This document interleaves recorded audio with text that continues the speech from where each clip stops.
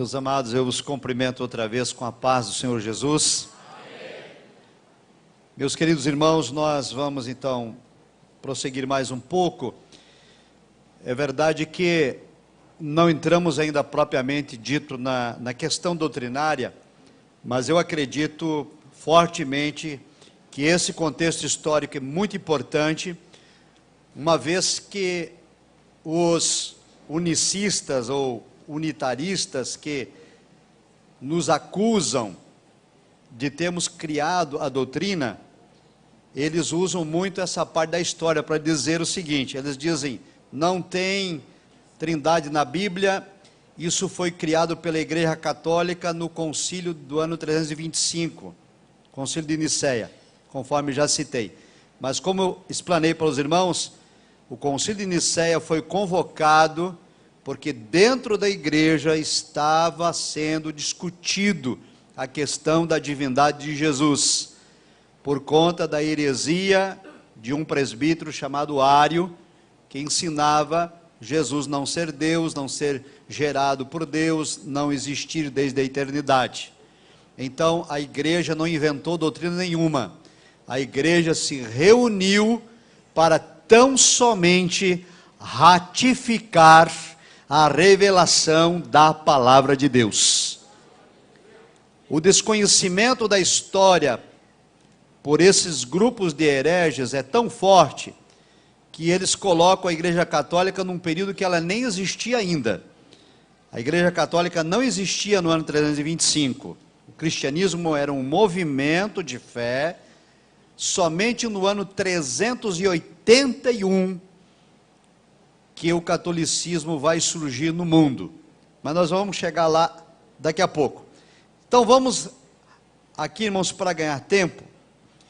Lembra que eu disse aos irmãos que nesse ano 325, no concílio de Nicéia, estava lá, naquela reunião, Atanásio, conhecido como Anão Negro. Ele tinha 29 anos de idade, ele acompanhou o bispo Alexandre naquela reunião, e acontece que 4 anos depois dessa reunião, o bispo Alexandre faleceu, e Atanásio assumiu o lugar dele lá em Alexandria. O ministério, irmãos, escute só, do bispo Atanásio em Alexandria, durou 45 anos. Só que desses 45 anos que ele esteve assentado como bispo, 17 anos ele esteve no exílio, por 5 vezes. 5 imperadores diferentes mandavam ele para o exílio. Aí o imperador morria, ele voltava do exílio. E sabe por conta de quê?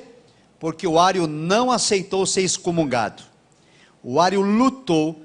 Esta controvérsia ariana da igreja durou 50 anos, meio século.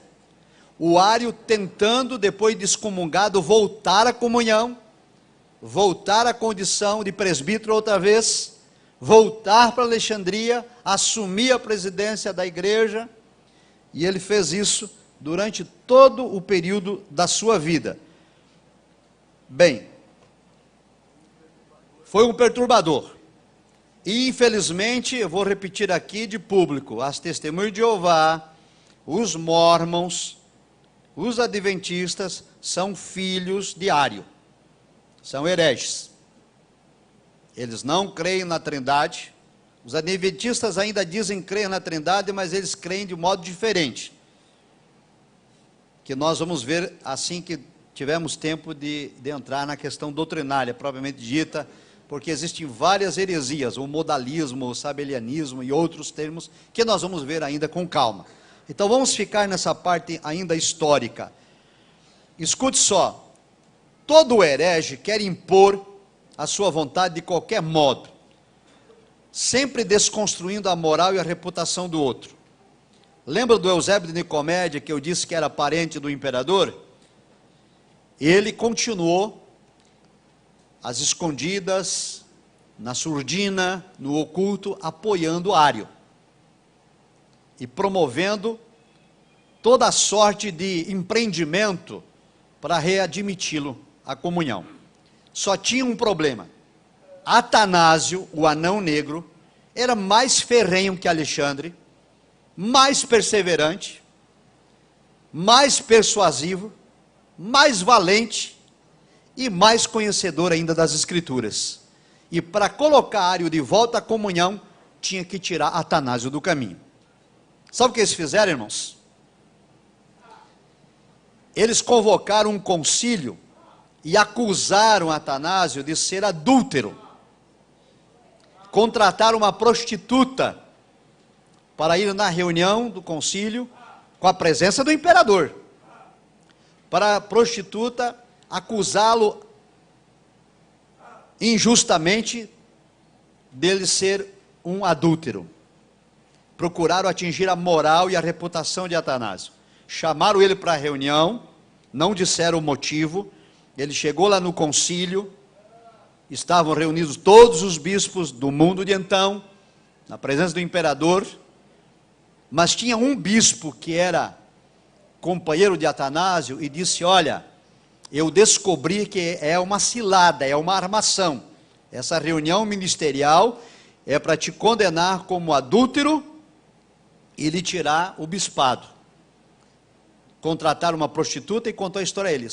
Só tem um detalhe: essa prostituta não lhe conhece. Deixa para mim que eu tenho tudo programado. Quando a prostituta entrou na audiência, esse amigo de Atanásio, ela disse: eu sou amante de Atanásio, porque ele toda noite, no período tal e tal, ele dorme comigo. Estou falando assim um linguajar bem coloquial, para ficar claro. E aí o amigo de Atanásio se levantou assim: é mentira sua, eu nunca lhe vi na vida, e nunca deitei com você. Ele disse: é verdade sim, seu Atanásio, você mesmo deita comigo. Era mentira. O imperador ficou indignado. Ele disse: como que os bispos tramam uns contra os outros? E o Ario estava na reunião, porque naquela reunião estava tudo tramado. Excluía Atanásio, mandava Ario para Alexandria. E aí o imperador mandou Ario de novo para o exílio. Cai fora. Deus agindo. Aleluia. Porque, meu amado irmão, podem tramar o mal que quiserem contra você nos bastidores. Você é escolhido de Deus. O mal não vai prevalecer contra aqueles que foram por Deus eleitos. Pode preparar o laço, pode preparar a armadilha, pode ajuntar calúnia, difamação de toda sorte. Deus dará vitória a quem é fiel.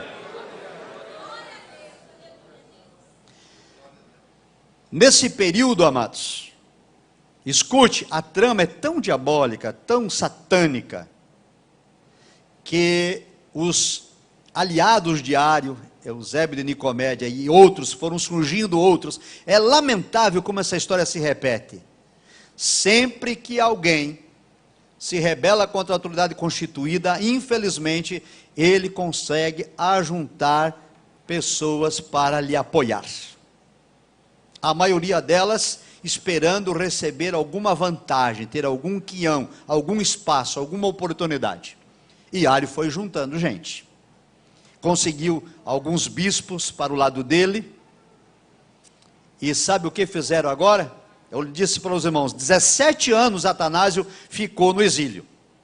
45 anos como presidente, mas dos 45, 17 no exílio, em 5 ocasiões diferentes. Por ordem de 5 imperadores diferentes. Porque eles faziam acusação ao imperador, mentiam sobre a vida de Atanásio, o imperador engolia a acusação, não ouvia Atanásio e mandava ele para o exílio. O imperador morria, ele voltava. Só que nesse meio termo, todas as vezes que tomava a decisão de colocar um bispo no lugar de Atanásio lá em Alexandria, a igreja não aceitava. E ele ficou 45 anos liderando. 17 anos escondido. Por fim, acusaram ele de ser homicida. Olha o que fizeram.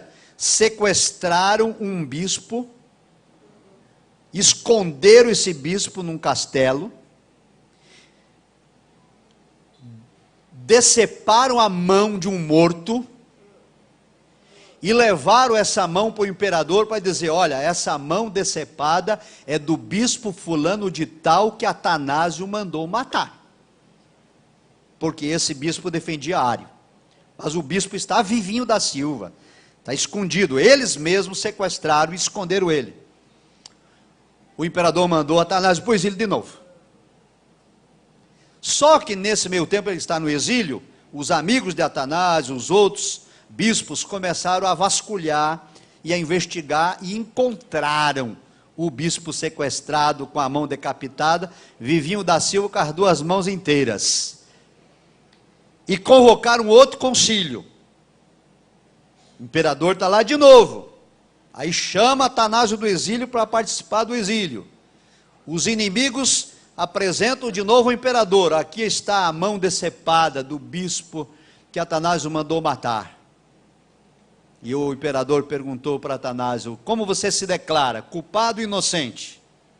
Atanásio se levantou e disse: só me dá um minuto.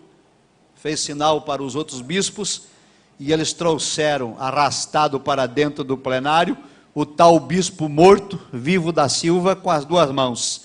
E Atanásio disse: a não ser que ele tenha nascido com 3 mãos, aí está o homem com as 2 mãos e vivo. De novo, Ário vai para o exílio. Estão percebendo, irmãos? É uma coisa tirânica, porque o diabo não quer que o homem caído entenda e compreenda que o plano da salvação, o plano da redenção implica que Deus tomou a forma humana, foi à cruz do Calvário, derramou seu sangue para a remissão dos pecadores.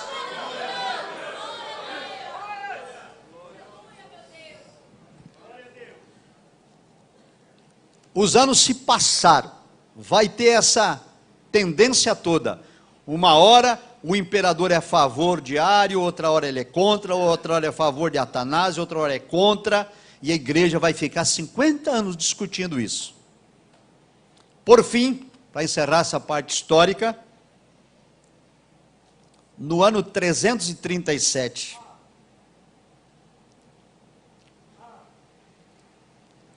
o imperador decidiu que Ário deveria voltar à comunhão. Escute isso, irmãos. E determinou que o bispo de Roma, chamado Alexandre de Constantinopla, com 96 anos de idade, fizesse a cerimônia de readmissão de Ário à comunhão e servisse a ele a ceia do Senhor. Esse ancião de 96 anos de idade recebeu um decreto, uma ordem, uma determinação do imperador, para que na manhã seguinte fizesse o rito de admissão. Hoje em dia essa história se repete também, tem muita gente que está entrando na justiça, para continuar membro de igreja, para continuar pastor, para continuar liderança de igreja. Não é verdade, irmãos? Homens sem escrúpulos, são todos da laia de Ário. Porque aqueles a quem Deus chamou e capacitou e vocacionou, não precisa de nenhum artifício do homem. Aleluia! É Deus quem coloca e é Deus quem tira. Ele que dá e Ele que toma. O bispo Alexandre de Constantinopla, com 96 anos de idade, não dormiu aquela noite. Nos anais da história da igreja de Constantinopla, há o registro daquela noite, lavrado em ata. Ele passou a noite em claro, orando e chorando. Ele disse: Deus, leva-me. Eu estou pronto. Eu já vivi 96 anos, não preciso viver mais. Eu quero ir para a eternidade. Eu não quero que o dia amanheça para entrar na história do teu povo como o bispo que admitiu como membro na tua igreja um herege. Não permita, Deus. Me leva. Quando o dia amanheceu, o bispo está vivo, Jesus não levou ele.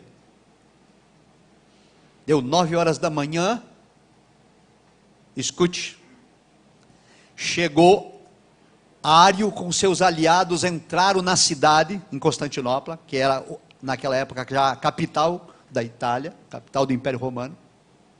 Entraram na cidade num desfile aberto, fazendo o maior alvoroço, uma passeata, dizendo ao público, né, agora vencemos porque Ário será readmitido.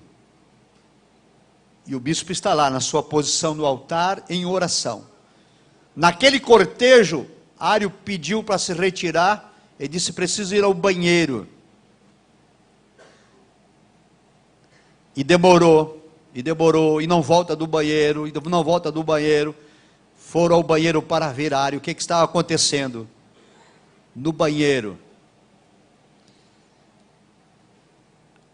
a hérnia intestinal de Ário arrebentou, o estômago dele se abriu, os intestinos vieram todos afora, e ele sucumbiu morto em meio às fezes. Deus entrou com juízo. Aleluia. O herege pode se levantar por um tempo, mas o tempo de Deus vai chegar. Vai fazer oposição à igreja de Cristo por um tempo. Vai atrapalhar e incomodar por um tempo, mas no tempo determinado, Deus entrará com justiça em favor dos fiéis da terra. Aleluia. Glorificado seja Deus. Deus é fiel, irmãos. Nós só não podemos compreender como que depois de tudo isso que relatei aqui para os irmãos de maneira bem genérica, a tese tem 300 páginas, é história atrás de história. Foram 45 anos que Atanásio penou na mão dos hereges, mas se transformou um dos grandes líderes da igreja, que não negociou a fé, se manteve íntegro e defendeu a palavra de Deus com todas as suas forças. Foi condenado, foi perseguido, foi caluniado, foi difamado, foi para o exílio, mas não negou a fé. Louvado seja Deus. Quando a comissão da nossa declaração de fé das Assembleias de Deus reuniram-se para manter a unidade doutrinária no nosso meio pentecostal, porque nós somos atacados por essa heresia, como já disse, de pseudas igrejas cristãs. No item 5, por exemplo, do capítulo 3, que fala sobre a Trindade, quem não comprou a declaração de fé vai comprar depois. O obreiro tem que ter um exemplar da declaração de fé para ministrar, para ensinar, para estudar, para pesquisar. Olha o que está escrito: o Senhor Jesus Cristo, para combater a heresia de Ário, ele dizia que ele não era Deus, que ele passou a existir só quando nasceu do ventre de Maria, que não tinha a mesma essência. A nossa declaração de fé, essa é da Assembleia de Deus. O Senhor Jesus Cristo é, desde a eternidade, o único Filho de Deus. Possui a mesma natureza do Pai, o que significa que ele é da mesma substância, é da mesma essência. Ele próprio disse em João 10:30, eu e o Pai somos um. Negamos que ele tenha sido criado ou passado a existir depois que foi gerado por obra do Espírito Santo no ventre de Maria. Confessamos que ele é autoexistente, porque o Pai tem a vida em si mesmo e assim deu também ao Filho ter a vida em si mesmo. João 5:26. E ele próprio disse em João 8:58, em verdade vos digo que antes que Abraão existisse, eu sou. Aleluia. E eu poderia ficar aqui horas lendo para os irmãos a nossa declaração de fé, com todos os textos bíblicos. Mas vou deixar isso para amanhã. Eu quero concluir dizendo o seguinte, que aqui na nossa declaração de fé estão os 5 concílios ecumênicos da igreja que trataram a questão da Trindade. O de Nicéia, que eu já li, que é o de 325. Depois, no ano 381, o concílio de Constantinopla. Escute isso, é importante, é história, um pouquinho enfadonho, mas é importante. No ano 313, até o ano, escute isso, amado, até o ano 313, para ser cristão no mundo, tinha que ter experiência pessoal com Deus. Por quê? Porque o cristão era perseguido, maltratado, morto, queimado a fogo, esquartejado, colocado no caldeirão de óleo quente, jogado às feras, no Coliseu, e em outros anfiteatros. E só era cristão, só se declarava cristão, quem tinha experiência particular de redenção com Cristo Jesus. Mas no ano 313, o imperador Constantino publicou o Edito de Milão. O Edito de Milão dava liberdade religiosa para os cristãos. Os cristãos deixaram de ser perseguidos. Os cristãos deixaram de ser maltratados. O imperador devolveu as casas que tinham sido saqueadas, os bens que haviam sido tomados para os cristãos. No ano 325, no concílio de Nicéia, aqueles 318 bispos que eu citei aqui, uma parte deles eram sobreviventes da perseguição. Muitos daqueles bispos não tinham um olho, não tinham uma orelha, não tinham um pedaço da mão, não tinham um pedaço do pé, que tinham sido esquartejados, mutilados, surrados, queimados, arrancados os olhos no período da perseguição. No ano 325, os sobreviventes foram recebidos com toda a pompa pelo imperador. E naquele dia, eles autenticaram a revelação da palavra de Deus, anunciando que Cristo é Deus. E os anos se passaram. E aí o cristianismo afrouxou um pouco. Porque agora não tem mais perseguição, não tem mais problema ser cristão. Mas a situação vai piorar um pouquinho mais. 381, no ano desse concílio que aqui citei, o concílio constantinopolitano. Nesse ano, o imperador Teodósio decretou o cristianismo religião oficial do império. A partir desse ano, todos os que eram súditos do Império Romano foram obrigados, do dia para a noite, a se tornar cristão. Sem nenhuma experiência de conversão, sem nenhum encontro com Deus, sem regeneração, sem abandonar pecado, sem abandonar erro. E aí, a partir do cristianismo religião oficial, o pecado adentrou na igreja. Foi nesta ocasião que se criou a Igreja Católica Apostólica Romana. Mas, escute só, o que pouca gente sabe, quando terminou esse concílio, em que o bispo de Roma passou a ser o bispo primaz, a Alexandria do Egito não se submeteu.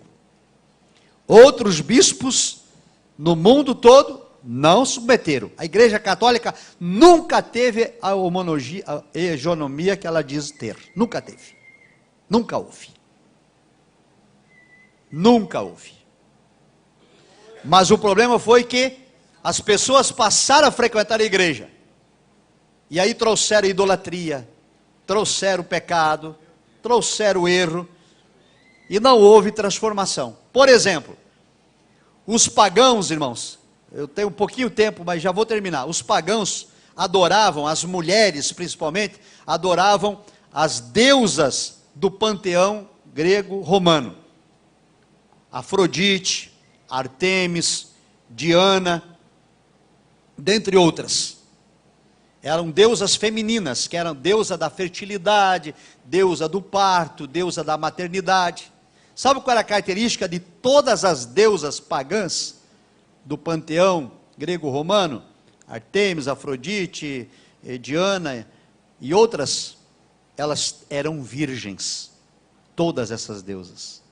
Quando as mulheres vieram do paganismo, obrigadas por um decreto do imperador a se tornarem cristãs, elas perguntaram: que deusa vamos adorar aqui? E disseram: não, aqui não tem deusa, aqui nós temos um Deus único, né? Um Deus trino, Pai, Filho, Espírito Santo. Elas disseram: mas como vamos fazer agora? Que nós adorarmos as deusas virgens? Aí o catolicismo disse: nós temos aqui a Virgem Maria, mãe de Jesus. O que fizeram as mulheres? Migraram a adoração às deusas do paganismo para a Virgem Maria. E é aí que nasce a Marialatria com a Igreja Católica. E perdura até o dia de hoje. Então, queridos, para encerrar, porque meu horário está acabando, a partir do ano 381, o catolicismo passa, então, a tentar impor essas doutrinas na igreja, mas sempre teve um remanescente fiel. Eles nunca dominaram a igreja cristã, sempre houveram homens e mulheres que resistiram, até que em 1517, como nós celebramos agora no dia 31 de outubro, Martinho Lutero foi levantado por Deus, afixou 95 teses lá na porta do castelo Wittenberg, na Alemanha, condenando a idolatria do catolicismo, as indulgências e todas as heresias ensinadas pela Igreja Católica, e trouxe de volta para a igreja um princípio que tinha sido esquecido, chamado sola escritura. Somente a autoridade da palavra de Deus. Aleluia. A experiência do homem, o conhecimento do homem precisa passar pelo aval da autoridade da palavra de Deus. Ela é lâmpada para os nossos pés e ela é luz para o nosso caminho. Aleluia. E é sobre isso, amados, que nós vamos falar amanhã. O pressuposto da Bíblia Sagrada que ensina que nós temos uma Santíssima Trindade: Deus o Pai, Deus o Filho e Deus o Espírito Santo. O Pai planejou nos salvar, o Filho executou a salvação e o Espírito Santo foi enviado para nos ajudar a perseverar até o fim. Deus vos abençoe. Obrigado, pastor. Amém, meus irmãos? Valeu a pena? Amém? Possivelmente muitos de nós nunca tínhamos ouvido falar coisas dessa natureza.